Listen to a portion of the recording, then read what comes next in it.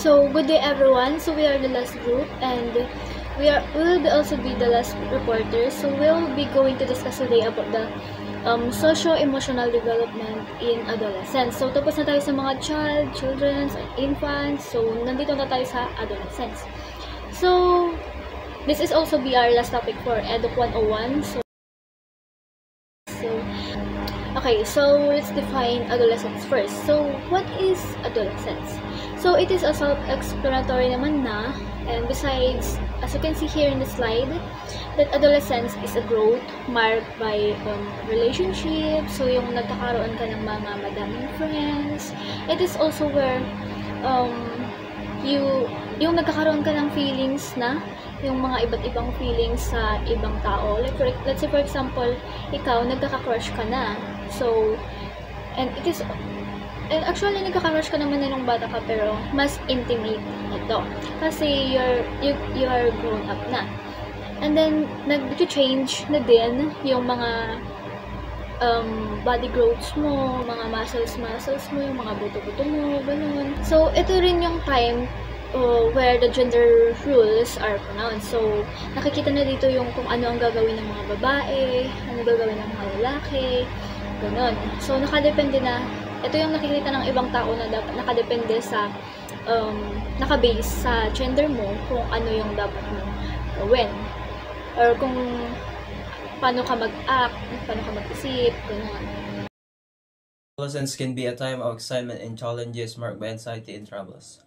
Ang panahong ito ay puno ng kasabikan at mga hamon. Karaniwang nakaranas ang mga kabataan ng pagkalito at mga suliranin habang hinahanap nila ang kanilang pagkakailangan at direksyon sa buhay.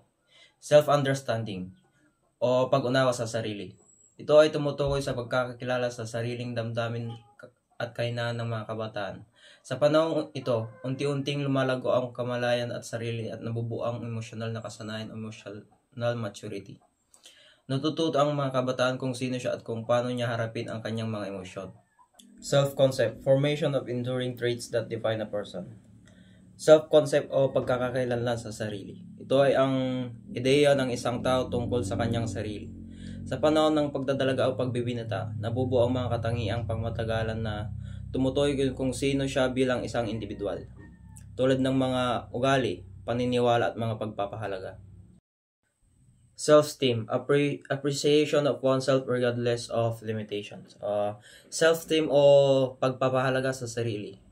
Ito ay ang pagtanggap at pagpapahalaga sa sarili sa kabila ng mga limitasyon o kahinaan ng isang kabataan. Kapag mataas ang self-esteem ng isang kabataan, mas madali niyang harapin ang mga pagsubok at may mga kumpiyansa sa sarili.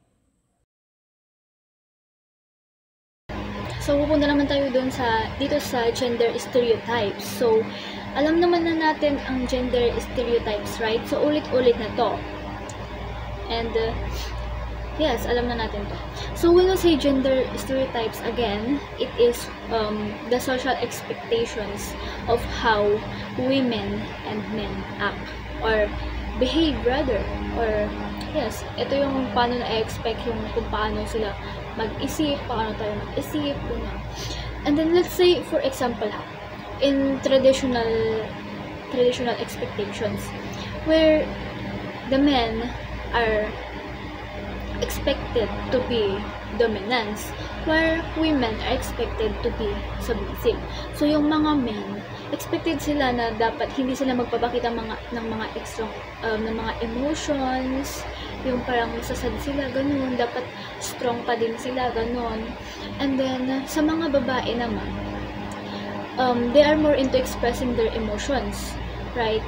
So, nagpapakita sila kung yung mga emotions nila. So, kaya, sinasabi ng iba na yung mga babae is more into emotional. So, mas emotional daw ang mga babae. Tapos, yung mga lalaki daw, they are more into helping their fathers to do labors, ganun, para kumita ng mga pera, ganun. So, may mga nakikita na tayong mga ganun na nasa adolescence na nagtatrabaho na para sa pamilya na, right? And then, sa mga babae naman, they are expected naman na tumulong sa mga bahay nila. Like, do the household chores, ganun, yung paghuhugas ng mga plato, paglalaba, Well, paglilinis ng bahay, ganun. Kung pupunta naman tayo sa stereotypes of gender differences, ito yung nakikita nila na yung mga lalaki is more into sports. So, sumasali sila more into sports kasi they are viewed as a strong. So, ganun. Tapos, yung mga babae naman, they are also viewed as self-conscious. Tapos, they are more nag-e-excel sila sa mga verbal speaking. So, yung mga ibang babae, so, nag-e-excel sila sa mga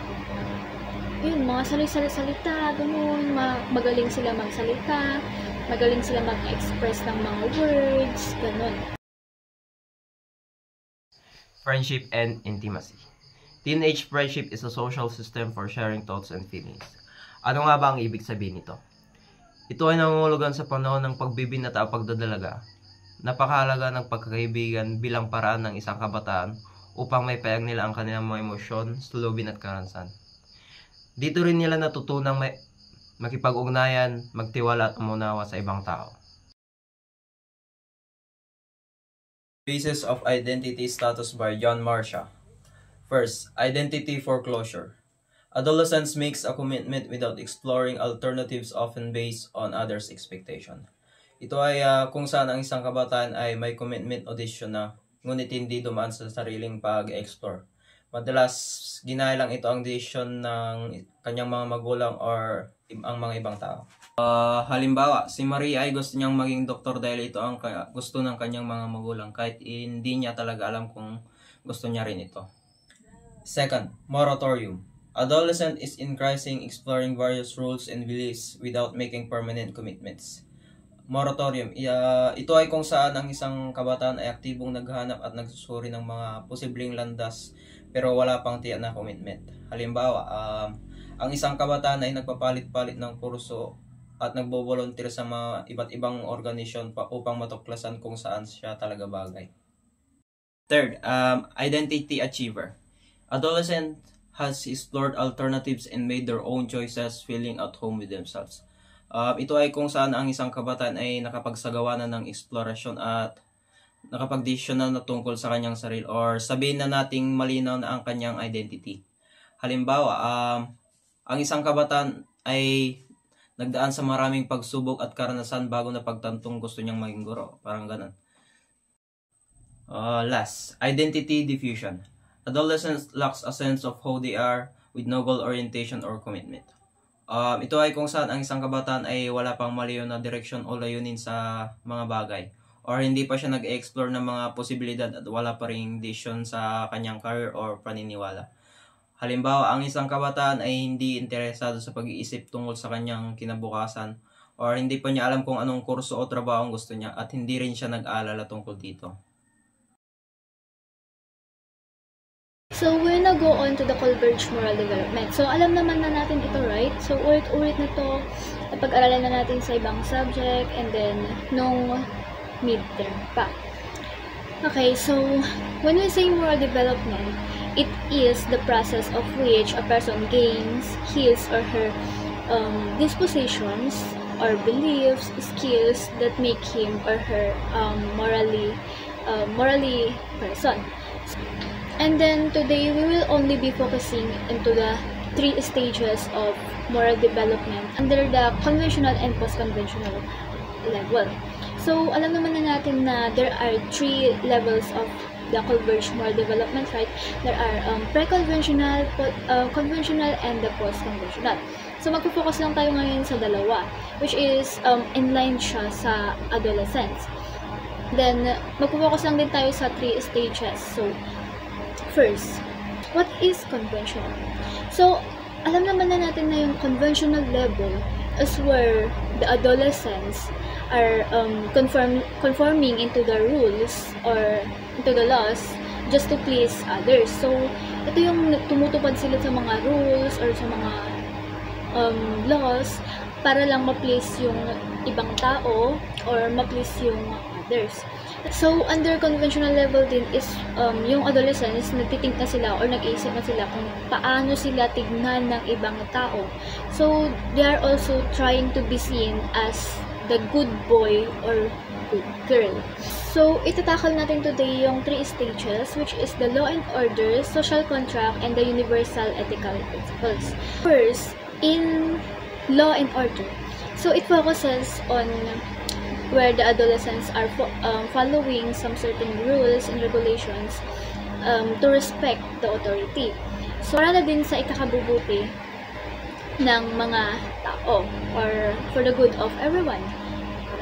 Okay, so in social contract naman, it is where the individuals understand that following rules are important, but they can also be unfair din naman.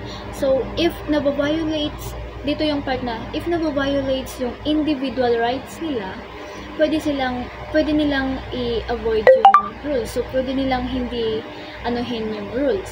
Then, in universal ethical principles naman, ito yung mga individuals ay pina-follow na nila yung mga kanya-kanya nilang perspective kung ano yung tama para sa kanila. Kasi, dito sa part na to is they are now basing from the abstract ideas like the equality, fairness, and the human dignity. So, kung ano ang ikakabubuti ng lahat or para sa karamihan, ito yung kanilang gagawin. And kung ano yung ikakabuti nila, ito yung gagawin nila, even if they conflict with the law. So, that is what we call the universal ethical principles.